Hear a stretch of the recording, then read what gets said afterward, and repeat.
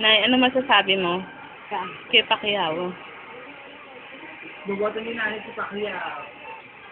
Kamukha mo na nanay ni Pacquiao, Sino? si Yaya Luring.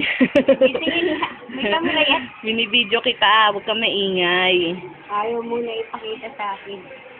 Ano masasabi mo kay Pacquiao? Ang masasabi ko kay Pacquiao, siya ay idol ko. Iboboto mo siya? Ay, hindi ko siya buboto.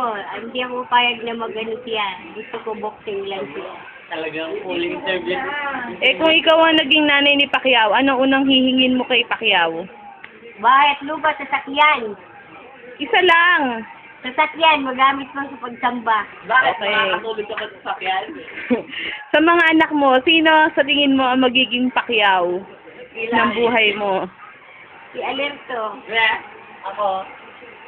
Yung gagawin kang parang Donya. Hindi ko pa alam. Tumingin ka dito. Huwag kang bastos. Alam niya. Kumusta naman yung tinutupi nyo? Ano ba yan? Mga panty na mga bulok. Panty? Kaninang panty yan? Lalaki, sabi ko sa iyo, bigyan mo ng kalahating dosinang break yan. Hindi nagbibrief yan. Oo, huwag mo na pagpantihin yan, nakakahiya. Break na puro dito na.